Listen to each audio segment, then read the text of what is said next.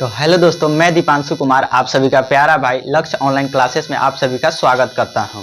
जैसा कि आप लोग जानते हैं कि आज इस वीडियो में हम लोग दर्पण सूत्र 1/v + 1/u = 1/f को प्रूव करने वाले हैं। ये क्वेश्चन बोर्ड एग्जाम की दृष्टि से बहुत ही महत्वपूर्ण है, क्योंकि यह बोर्ड एग्जाम में लगभग 6 अंक का पूछा जाता है और यह बोर्ड एग्जाम में 2026 में भी पूछने की संभावना इसकी काफ़ी ज़्यादा है।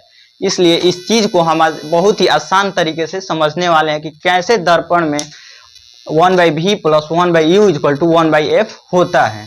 इस चीज़ को सिद्ध करने से पहले हम सबसे पहले एक अवतल दर्पण का निर्माण करेंगे।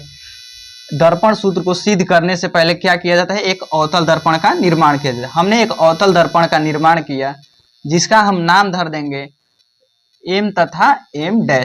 एक अवतल दर्पण का निर्माण हुआ जिसका नाम धर दिया हमने m तथा m'। अवतल दर्पण के बीचों बीच एक रेखा गुजारेंगे जिसको मुख्य अक्ष बोला जाता है। क्या बोला जाता है? मुख्य अक्ष। अवतल दर्पण के बीचों बीच हमने एक मुख्य अक्ष का निर्माण किया जिसका ये P हो गया। दर्पण के बीचों बीच हम जानते हैं कि इस बिंदु को P बोला जाता है, यानी ध्रुव। और ये F हो गया और C। मुख्य अक्ष पर F तथा C को हमने डिनोट कर दिया। C के इधर हम जानते हैं C यानी वक्रता केंद्र के इधर अनंत हो गया। ठीक, हम C के बाहर एक वस्तु को रखेंगे। दर्पण के सामने क्या रखेंगे? C और अनंत के बीच में एक वस्तु को रखेंगे। वस्तु को हमने रख दिया। वस्तु का नाम हम लोग धर देंगे A तथा B। और जब भी C तथा वक्रता केंद्र तथा अनंत के बीच वस्तु हम रखेंगे तो उसका प्रतिबिंब हम जानते हैं कि फोकस तथा वक्रता केंद्र के बीच में बनता है। जब भी हम वक्रता केंद्र तथा अनंत के बीच कोई भी वस्तु को रखेंगे तो उसका प्रतिबिंब जो होगा वह फोकस तथा वक्रता केंद्र के बीच बनेगा। तो चलिए इसको प्रतिबिंब बनाते हैं। हमने एक समानांतर किरण लिया, मुख्य अक्ष के समानांतर एक हमने किरण लिया जो कि दर्पण से परावर्तन के बाद कहां से गुजरेगी? तो फोकस से होकर गुजरेगी। दर्पण से परावर्तन के बाद फोकस से गुजरेगी। हमने वस्तु के समानांतर एक किरण ली जो दर्पण से परावर्तन के बाद फोकस से गुजरे। अब हम लोग क्या करेंगे कि फिर से C से एक रेखा को, एक किरण को गुजारेंगे। C से होते हुए एक किरण को हमने गुजारा। कहां से? तो C से होते हुए एक किरण को हमने गुजारा। तो ये जो किरण है यहाँ पर आके मिल रही है। कहां पर? तो C तथा F के बीच आकर मिल रही है। इसका नाम हम लोग धर देंगे A' तथा B'। ये एक किरण जहां टकराई है इसका नाम हमने N धर दिया। सिंपल ड्राइंग इतना ही हम लोगों को बनाना है, बाकी सब इसी की सहायता से हम लोग आज दर्पण सूत्र को सिद्ध करने वाले हैं। तो यहाँ पर जो भी चित्र हम डायग्राम बनाए है उस चीज को बोर्ड पर हम लिख देंगे। तो माना M तथा M' एक अवतल दर्पण है। माना M तथा M' एक अवतल दर्पण है।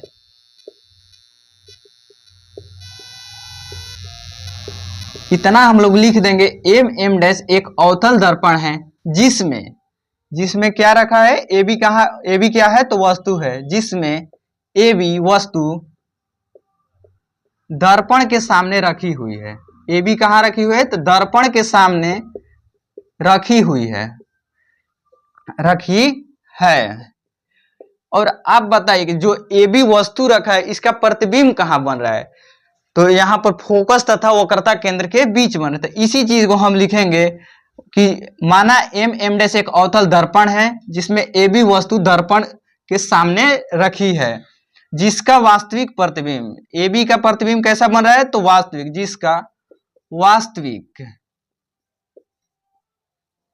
जिसका वास्तविक प्रतिबिंब A', B' बन रहा है। तो लिखेंगे जिसका वास्तविक प्रतिबिंब A', B' बन रहा है। और हमें सिद्ध क्या करना है? तो हमें सिद्ध करना है 1/v + 1/u = 1/f। इसी चीज को हम लिख देंगे। इतना लिखने के बाद बस हमको लिख देना है कि हमें सिद्ध करना है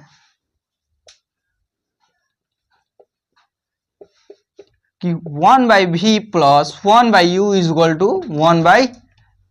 बस इतना ही हमको सिद्ध करना है। आगे की चीज हम इस चीज को मिटा रहे हैं, बाकी हम चित्र की सहायता से देखेंगे कि कैसे इसको सिद्ध करना है। ठीक है, तो हमने एक अवतल दर्पण M तथा M' का निर्माण किया जिसमें उसके सामने एक वस्तु रखा, वस्तु का नाम ए बी। ए बी का जो वास्तविक प्रतिबिंब है दर्पण के सामने ए डैश तथा बी डैश बन रहा है। और वास्तविक प्रतिबिंब हमेशा कैसा बनता है? तो उल्टा बनता है। कैसा बनता है? तो उल्टा बनता है। फिर से हम उस चित्र को बनाने वाले हैं, आप लोग ध्यान से देखिए। ये रहा एक अवतल दर्पण, इसका नाम हम लोग क्या रखे थे? तो एम और एम डैश। अवतल दर्पण का क्या नाम हो गया? एम और एम डैश। इसके बीचों बीच मुख्य अक्ष का निर्माण करेंगे, इसको पी बोलेंगे। पी यानी ध्रुव, दर्पण के बीच का जो भाग होता है उसको ध्रुव बोला जाता है। इसको हम फोकस बोलेंगे, इसको सी यानी वक्रता केंद्र बोलेंगे। और हमारी वस्तु कहाँ थी? तो यहाँ पर फोकस और अनंत के बीच में थी। अब इसका जो वास्तविक प्रतिबिंब होगा वो कहाँ बनेगा? तो वक्रता केंद्र और फोकस के बीच में। एक हमने समानांतर लाइन गुजारी, समानांतर किरण गुजारी, जो कि परावर्तन के बाद हमेशा फोकस से गुजरेगी। और एक हम लोग वक्रता केंद्र से होते हुए एक किरण खींचेंगे। हम जानते हैं कि वक्रता केंद्र से होते हुए जब भी किरण जाएगी, वक्रता केंद्र से होते हुए जब भी किरण जाएगी तो वो फिर वक्रता केंद्र से ही परावर्तित हो जाएगी। कहाँ से परावर्तित होगी? तो वक्रता केंद्र से ही परावर्तित हो जाएगी। ठीक है, इसका नाम हमने ए बी रखा था। प्रतिबिंब जो बना उसका ए डैश और बी डैश नाम रखा था, इसका नाम हमने एन रखा था। सिंपल, आप लोग समझ गए, बहुत ही आसान था। ठीक, तो चलिए इसको आगे सिद्ध करते हैं। इस चित्र में हम लोग देख रहे हैं कि इसमें दो त्रिभुज बन रहे हैं। कितने? दो त्रिभुज। एक बन रहा है ए बी सी, और एक त्रिभुज हम लोग देख रहे हैं ए डैश बी डैश और सी। तो यहाँ पर देखिए ए बी में क्या है? यहाँ पर लंब है। ये कैसा त्रिभुज बन रहा है? तो समकोण त्रिभुज बन रहा है। यहाँ पर भी कौन सा त्रिभुज बन रहा है? तो समकोण त्रिभुज बन रहा है। ठीक है, तो हम लोग क्या करेंगे कि त्रिभुज ए बी सी समरूप है किसके? त्रिभुज ए डैश बी डैश और सी के। अब आप लोग पूछिएगा कि त्रिभुज ए बी सी समरूप त्रिभुज ए डैश बी डैश सी कैसे है? तो ध्यान से देखिएगा, यहाँ पर 90 डिग्री का कोण बन रहा है, यहाँ पर भी 90 डिग्री का कोण बना है, एक कोण बराबर हो गया। अब ध्यान से देखिए, ये जो कोण है, ये कोण और ये कोण कौन सा कोण है? इसको सम्मुख कोण बोलते हैं। और हम लोग जानते हैं कि सम्मुख कोण हमेशा बराबर होते हैं। तो दो कोण यहाँ से बराबर हो गए। हमको क्या पता है, जब भी त्रिभुज के दो कोण आपस में बराबर होंगे तो तीसरा कोण स्वयं खुद व खुद बराबर ही होगा।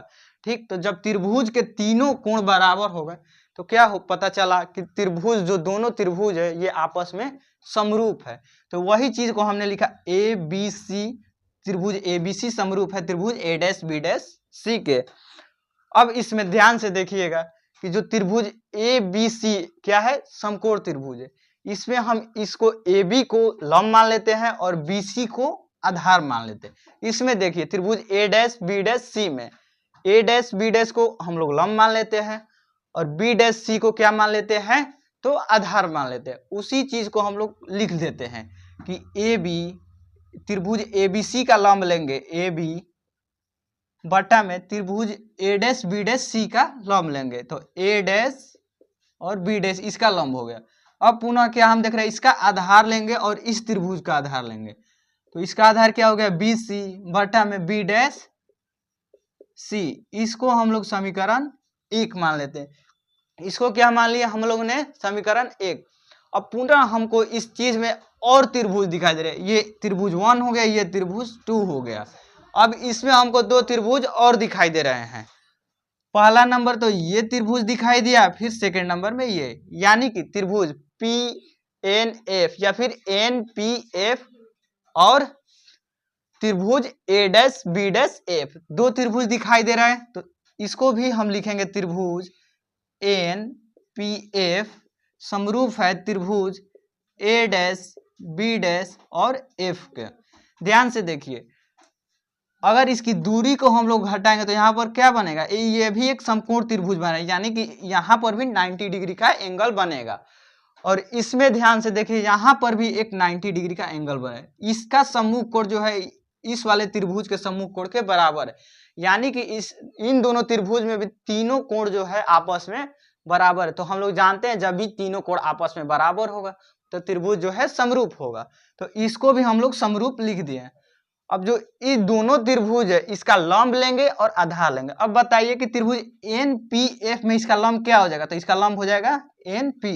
तो लिखेंगे NP बटा में इसका लंब क्या हो जाएगा, तो A dash B dash, A dash हो जाएगा और B डैश हो जाएगा, बराबर में इसका आधार लेंगे। इसका आधार क्या है, तो P और F है, तो इसका आधार क्या लेंगे, PF बटा में इस त्रिभुज का आधार देखिए तो B डैश F है, इसका आधार क्या है, तो B डैश F, इसको हमने ले लिया। चलिए अब ध्यान से इस दोनों चीज को देखिए कि जो AB रेखा है, AB ये AB जो वस्तु है ये किसके बराबर है, तो यहाँ पर देख रहे हैं कि N और P के बराबर है। क्यों बराबर है, क्योंकि ये समानांतर लाइन है और हम जानते हैं कि जब भी समानांतर लाइन खींचा जाता है उन दोनों के बीच की दूरी होती है वो बराबर होती है। तो ये दोनों जब समानांतर लाइन है इन दोनों के बीच AB और NP बराबर होगा।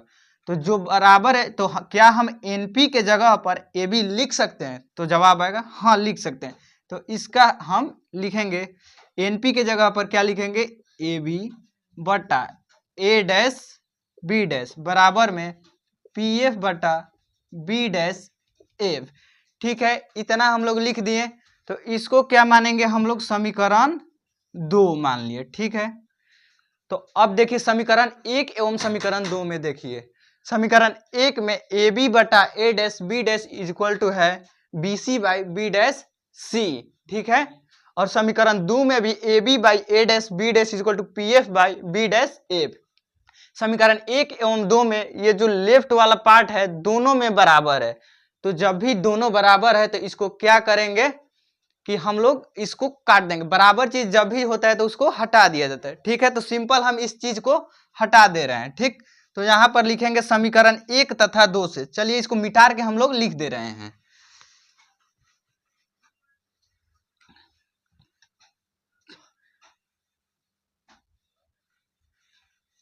समीकरण 1 तथा 2 से हमें क्या पता चल रहा है, चलिए तो लिखेंगे समीकरण 1 एवं समीकरण 1 तथा 2 से। समीकरण 1 तथा 2 से समीकरण 1 हमको प्राप्त हुआ था कि AB by A dash B dash is equal to BC by B dash C। तो हमको एक चीज प्राप्त हुआ था AB और AB इसका बराबर था तो वो तो खत्म हो गया, तो हम सिंपल में लिखेंगे BC बटा B dash C is equal to, अब इसमें क्या था कि जो NP है वो AB के बराबर था तो इसको भी हम लोग हटा दिए, तो इसमें जो राइट साइड में बचा था तो PF बचा था और बटा में PF बटा में क्या बचा था, तो B डैश F, इसको क्या लिखेंगे B डैश F। समीकरण 1 तथा 2 से हमको क्या मिला, तो BC बटा में B dash C is equal to PF by B dash F। अब इस दोनों चीज को ध्यान से देखिए, क्या BC कुछ है, यहां से B से लेकर C तक कुछ है, तो हमको ज्ञात हो रहा है कुछ नहीं है, ना ही ये वस्तु दूरी है, ना ही ये फोकस दूरी है, ना ही ये प्रतिबिंब दूरी है। तो अगर हमको B से C तक निकालना होगा तो हम क्या करेंगे, जिस चीज का वास्तविक मान यहाँ पर अगर हमको पता होगा उसको वैसे ही छोड़ देंगे, लेकिन जिस चीज का वास्तविक मान नहीं पता होगा उसको हम निकालेंगे। ठीक है, तो हमको BC का वास्तविक कोई मान नहीं पता है तो BC को हम कैसे निकालेंगे, P से लेके B तक एक बार लिख देंगे और P से लेके C तक उसमें घटा देंगे तो हमको सिंपल में ये BC प्राप्त हो जाएगा। तो लिखेंगे PB माइनस PC, BC का लिख लिए, और देखिए B डैश C यहां से लेकर यहां तक बताइए कुछ है, तो यहां से लेकर यहां तक भी कुछ नहीं है, तो इसको भी क्या करेंगे P से लेकर C तक और P से लेकर B डैश तक घटा देंगे तो हमको B डैश C प्राप्त हो जाए। तो यहाँ पर लिखेंगे PC माइनस में PB डैश, इन दोनों को अगर घटा देंगे तो हमको सिंपल BC प्राप्त हो जाएगा। अब बराबर में अब PF देखिए, PF कहाँ पर है, P से लेकर F। आप बताइए P से लेकर F तक का क्या है, तो इसको फोकस दूरी बोला जाता है। P से लेकर F तक क्या बोला जाता है, तो फोकस दूरी। तो इसको वैसे ही छोड़ देंगे, जब हमको PF का मान पता है इसको फोकस दूरी बोला जाता है तो PF को वैसे ही छोड़ देंगे। अब देखिए B डैश F को देखिए कहाँ पर है, तो B डैश F यहाँ पर है, तो क्या हमें B डैश F का कोई वास्तविक मान पता है, तो नहीं पता है। ठीक है, तो B डैश एफ यहाँ पर है, तो बी डैश एफ को निकालने के लिए हम पहले पी से लेके बी तक जाएंगे, पी से लेके हम बी तक गए और पी से लेके एफ तक जाएंगे, माइनस पी से एफ तक। यहाँ तक जाने के बाद हमको इसका वास्तविक मान पता चल जाएगा कि अगर पी बी डैश में से पी एफ को घटा देंगे तो बी डैश एफ हमको प्राप्त हो जाएगा। ठीक है, चलिए अब ध्यान से देखिए, यहाँ पर क्या लिखे हैं हम, पी बी।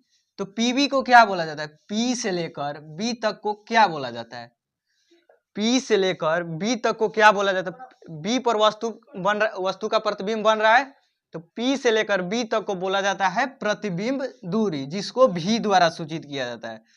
अब बताइए अवतल दर्पण में प्रतिबिंब दूरी का मान क्या होता है, तो ऋणात्मक होता है, ऋणात्मक यानी माइनस में।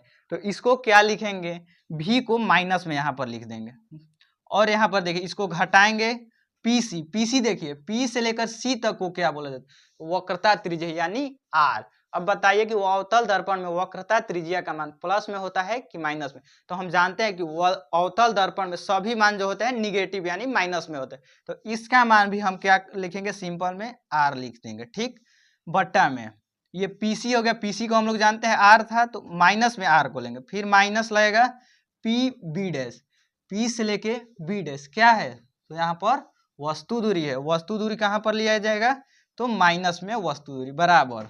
ठीक है, इतना हम, सॉरी यहाँ पर थोड़ा सा मिस्टेक क्या किए हैं कि जो पी बी था हम लोग पी से लेके बी तक खोजे, तो ये वस्तु दूरी है ना, तो वस्तु दूरी हमेशा वस्तु दूरी को यू बोला जाता है और वस्तु दूरी माइनस में होता है, तो यहाँ पर भी की जगह माइनस यू लिखेंगे। ठीक है ना, थोड़ा सा मिस्टेक हुआ था, कोई बात नहीं।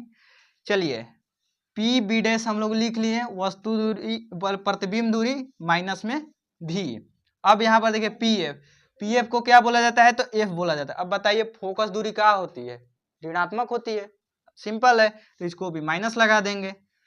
P B dash, P B dash प्रतिबिंब दूरी है, तो प्रतिबिंब दूरी को माइनस भी, माइनस है तो माइनस, और पी एफ हमको पता है कि पी एफ क्या है, पी एफ यहाँ पर है फोकस दूरी, तो इसको भी माइनस एफ लिख देंगे।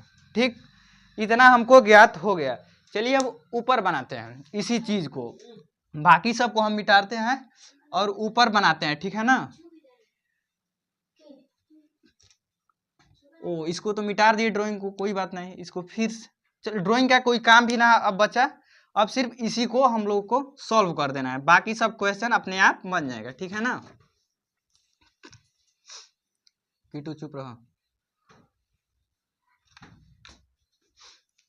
अब यहाँ पर देखिए, यहाँ पर आर है और यहाँ पर भी आर है, तो हम लोग जानते हैं जो वक्रता त्रिज्या होती है वो फोकस दूरी की दुगुनी होती है, फोकस दूरी की क्या होती है, तो दुगुनी होती है। तो क्या हम लोग आर की जगह पे 2f लिख सकते हैं, काहे नहीं, आराम से लिख सकते हैं। तो चलिए लिखिए, यहाँ पर माइनस यू, यहाँ पर माइनस माइनस क्या हो जाएगा प्लस, आर के जगह पे 2f बट्टा में माइनस आर को माइनस 2f लिख सकते हैं, माइनस माइनस प्लस भी इक्वल टू माइनस एफ है, माइनस एफ हमने लिख दिया। अब बचा माइनस भी को माइनस भी, और माइनस माइनस यहाँ पर हो गया प्लस, और एफ का लिख दिए एफ। ठीक, इतना हम लोग लिख दिया। चलिए अब आगे का बनाना बहुत ही सिंपल है, सिर्फ इसी चीज को सॉल्व कर देना है, बस आगे क्वेश्चन बन जाएगा। ठीक है, ध्यान से देखिए, अब इसको क्या करेंगे, तिरछा तिरछी क्रॉस मल्टीप्लाई गुना कर देंगे, क्या करेंगे, क्रॉस मल्टीप्लाई में गुना कर देंगे। चलिए माइनस यू से जब माइनस भी में गुना होगा तो क्या बचेगा, यू भी, और 2f, और इसी चीज को माइनस यू से एक बार इसके साथ कराएं, फिर अब इसी चीज को अब इसके साथ कराएंगे। ठीक है ना, तो माइनस यू को जब एफ के साथ गुना कराएंगे तो क्या हो जाएगा, माइनस का यू एफ। अब देखिए, अब 2f को इसके साथ गुना करें, माइनस और प्लस क्या हो जाएगा, माइनस 2f को भी के साथ गुना करेंगे तो 2f भी, 2f को अब फिर क्या f से गुना कराना है, तो 2f को जब f से गुना कराएंगे तो क्या हो जाएगा, 2f स्क्वायर हो गया इतना। अब इसको देखिए, अब इस चीज को अब क्रॉस मल्टीप्लाई करा तो बराबर में minus 2f equal to minus F, तो क्या इसको गुना कराएंगे तो माइनस माइनस हो जाएगा प्लस, और 2f स्क्वायर हो गया, minus minus plus 2f square.